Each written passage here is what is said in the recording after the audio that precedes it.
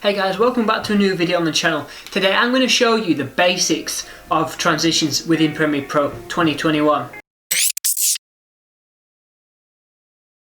Now if you're new to the channel, my name's JackFernley. I do weekly content on videography and video editing. So if you're interested in that, make sure to subscribe and hit the bell for daily uploads for notifications when I upload. Anyway, so how do we apply transitions within Premiere Pro? It's a multitude of different ways. So let's go over to the computer and I'll show you how. When we're in Premiere Pro, we've got our timeline, as you can probably see, and we want to make maybe a cut here, and then we want to join these two clips. Now the basic transition is cross dissolve. So if we go to effects up here, you can have the drop down menu, and here where it says video transitions, click that, and then we have all of these default that Adobe Premiere Pro provides of the transitions. Now all of these are pretty ugly apart from cross dissolve, which is in dissolve, cross dissolve. Now this is like a fade to black really when on its own. So if we get rid of that and we join, say we want to join these two clips together, what we would do is put them together so it would look like a normal basic cut, but we'd do a drag the cross dissolve or any transition for that matter in the middle. You see here how we can put it on the end of a clip, start of a clip, or in the middle. Put it in the middle and it'll join the two clips together. So if we get rid of that and we get about here, boom, boom, and we cross dissolve here, you'll notice that we do a cross dissolve. Now you can, if we zoom in, we'll get this little like razor tool here, and we can adjust how long the cross dissolve or the transition is applying for. So if we want it if we want a long transition, it will start to transition, as you can see, slowly.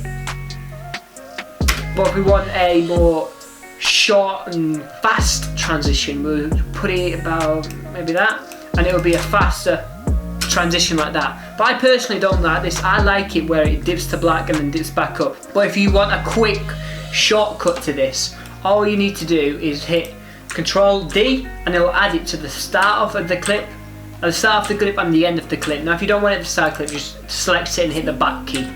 And same with this one, Control D, and we've got some basic transitions. And of course you can apply different types of transitions, whether fancy transitions, presets that you can download from the web or YouTube videos, and apply them to your work. Now the way that you install transitions, custom transitions that is by going to preset, right clicking, import presets, and then you can download the file from wherever it is, select it, open it, and then hit open. And then what I'll do, it'll come here, and we can see I've got some custom presets that I've downloaded from other YouTubers and other providers.